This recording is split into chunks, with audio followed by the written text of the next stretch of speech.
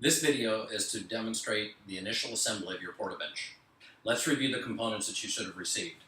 You have a left and a right seat with the seat back attached, the left seat having the middle leg already attached. You have two identical outer legs, you have two identical outer leg braces, and you have two identical middle leg braces, one saddle clamp, one rubber strap, and 6 self-tapping pinhead screws. Your portabench is made of a high-density plastic. While the self-tapping screws will go into the plastic, you may find it easier to start with a pilot hole in order to get them in. If that's the case, use a 1/8 inch drill bit in order to start your pilot hole. If you're using a power drill or an electric screwdriver, make sure that you're on a low torque setting, as you don't want to over-tighten the screws into the plastic.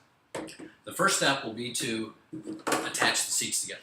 Take the left seat into a vertical position, place into the cavity on the right seat, lower it down, and then take the saddle clamp, putting it over the center of the middle leg. Take 2 of your self-tapping screws and seat to the plastic.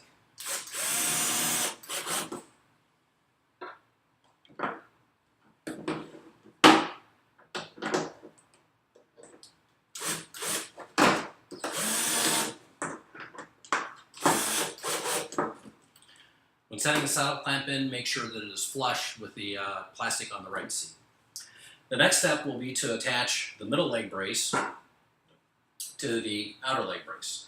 There's a nub on the outer leg brace and the hole on the middle leg brace, which will slip over. Now, note that the diameter on the nub is a little larger than the hole on the middle leg brace. This is to ensure that once it's over and it snaps into place, it will not disengage. It takes a little bit of force to get it on. This is what the completed assembly looks like, noting that the top, or the open end of the middle leg brace, is facing up. Found that if you wiggle the brace back and forth as you're applying pressure, it will snap over.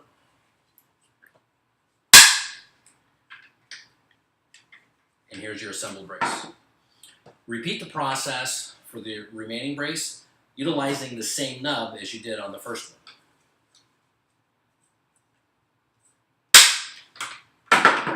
Now you have them both assembled.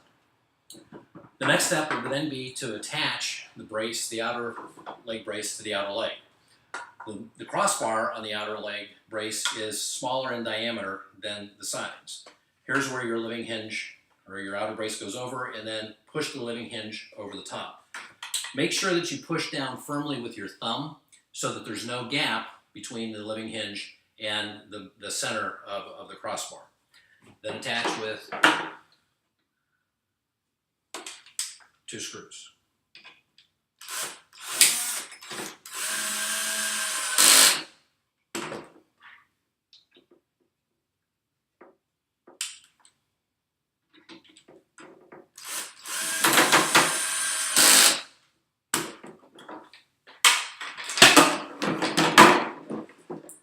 Repeat the process for the remaining leg, and again,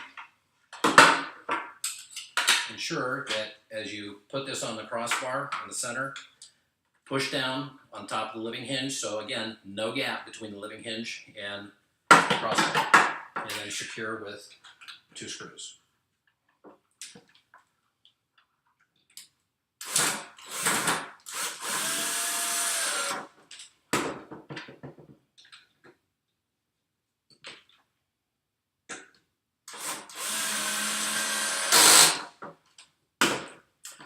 Now the next step will then be to attach, or the final step actually, will be to attach your outer legs to the seats. Notice that there's cavity on either side of the outer seat, and there's 2 nubs. Insert a nub, taking the other one, pushing down, you hear a pop, it's in place. Repeat the process on the other side, and it's in place. And now we're ready to fold the bench.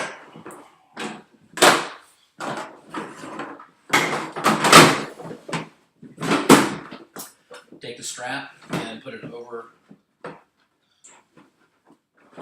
T on one side, pull the strap across, place it over the other T, Your bench is now assembled and ready for use.